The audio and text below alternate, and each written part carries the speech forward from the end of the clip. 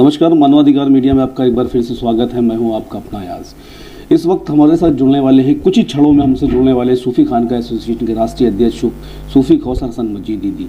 उनसे हम जानेंगे उनके सूफी खानका एसोसिएशन का विस्तार किस तरीके से हुआ और अब तक का उनका क्या सफ़र रहा है। सबसे पहले मानवाधिकार मीडिया में आपका बहुत बहुत स्वागत। धन्यवाद। स्वतंत्रता दिवस पे देश को, प्रदेश को क्या संदेश देना चाहिए?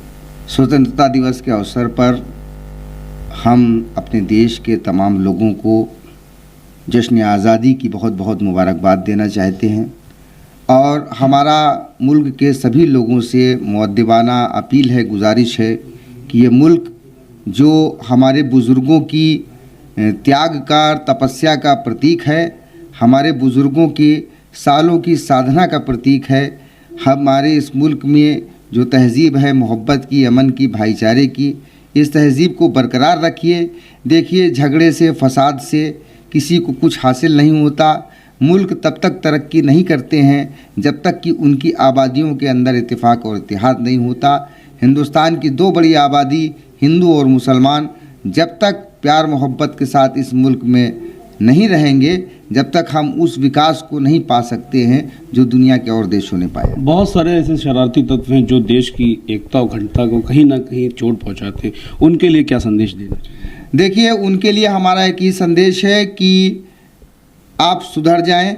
बहुत समय निकल चुका है आपकी कारगुजारियों का, आपकी बदमाशियों का।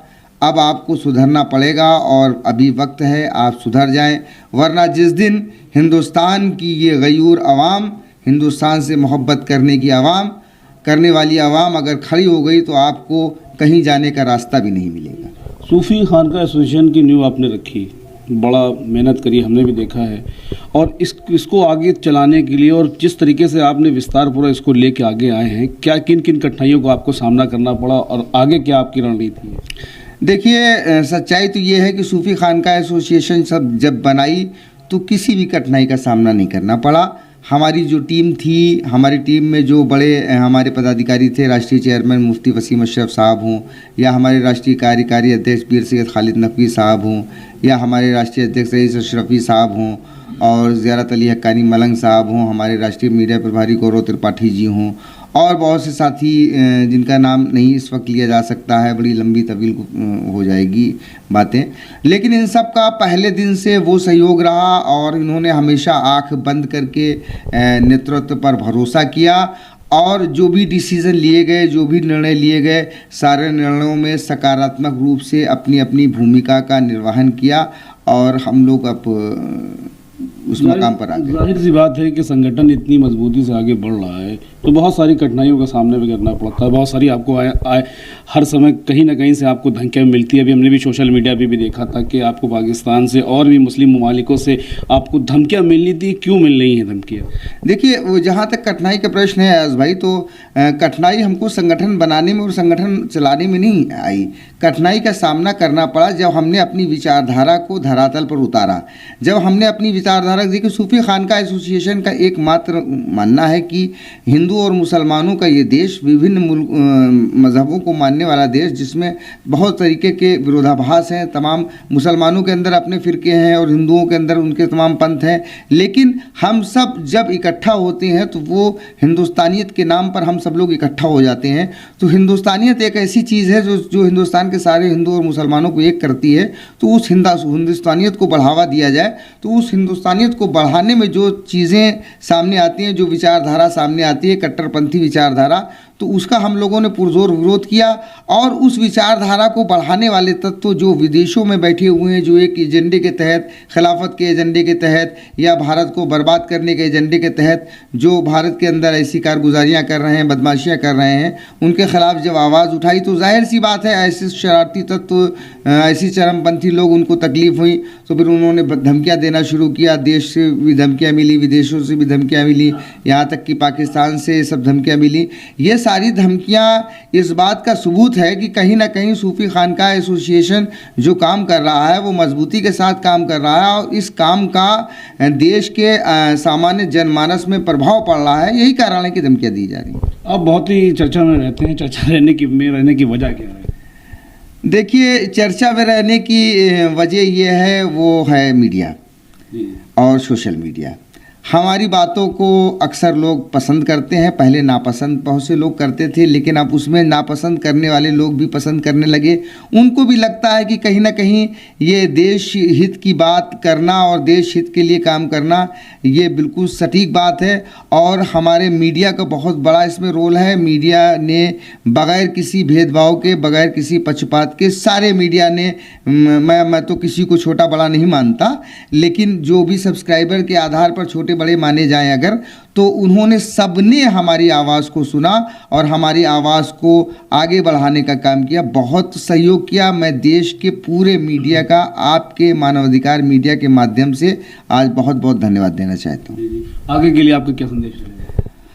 आगे के लिए संदेश है कि बहुत से ऐसे मुद्दे पेंडिंग में पड़े हुए हैं जिसको मुहर्रम की वजह से हम लोग आगे नहीं बढ़ा पाए थे, और वो सारे वही मुद्दे हैं जो देश को जोड़ने वाले हैं और चरमपंथ के ख़िलाफ़ हैं। इन चरमपंथी ताकतों के ख़िलाफ़ हम लोग फिर नए सिरे से एक लड़ाई शुरू करने जा रहे हैं, और अब वो जो लड़ाई होगी वो यलगार यात्रा पार्ट 2 के रूप में होगी। और हम लोग लोगों के बीच में जा कर के अब हम लोगों से अपील करेंगे, आर्थिक सहयोग भी लेंगे और ये भी अपील करेंगे कि आप अपने परिवार के एक व्यक्ति को हमारा सदस्य ज़रूर बनाएं और हमारी विचारधारा के प्रचार प्रसार आगे बढ़ाएं। जो सूफी खानका एसोसिएशन है वो सर्वधर्म समावेश, सभी धर्मों के लोग आपके सूफी खानका एसोसिएशन में जुड़े हैं या पर्टिकुलर कुछ लोग, कुछ धर्म? देखिए, सूफी शब्द ही आपस में बताता है कि जो धर्म, पंथ, जाति, मजहब, भाषा, संप्रदाय से ऊपर है।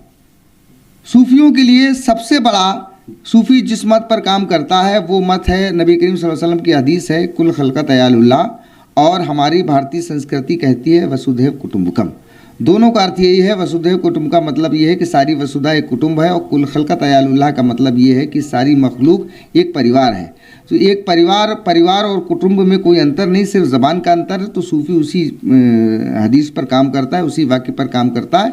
हमारे यहाँ कोई धर्म, कोई जात, कोई मत, कोई पंथ का कोई विभेद नहीं। जो हमारी विचारधारा को फॉलो करता है, जो इंसानियत से उठ करके जो हमारी विचारधारा को फॉलो करता है और जो मुल्क हिंदुस्तान से मोहब्बत करता है वो हमारा मेंबर है। हमारे बहुत से ऐसे पदाधिकारी हैं, हमारे राष्ट्रीय मीडिया प्रभारी गौरव त्रिपाठी जी हैं, और हमारे राष्ट्रीय सचिव शैलेंद्र श्रीवास्तव जी हैं, और हमारे बहुत से साथी हैं। हमारे बिहार प्रदेश अध्यक्ष कमलकांत सिंह जी हैं। बहुत से ऐसे नाम हैं जो साथ में जुड़े हुए हैं और बहुत अच्छा काम कर रहे हैं। चलते चलते एक सवाल और आपसे करना चाहेंगे, ये जो सर्वधर्म समभाव, जो विभाजित हो गई एकता, उसको एक करने के लिए कौन सा ऐसा फार्मूला है जिससे कि जो लोग विभाजित हो चुके हैं धर्म के नाम पर, उनको कैसे एकत्रित करके एकता को बिल्कुल पहले के तरीके मजबूत बनाया जा सकता है? देखिए, हमारा तो मानना है कि हिंदुस्तानियत वो विचार है जो तमाम हिंदू और मुसलमानों को एक करते हैं।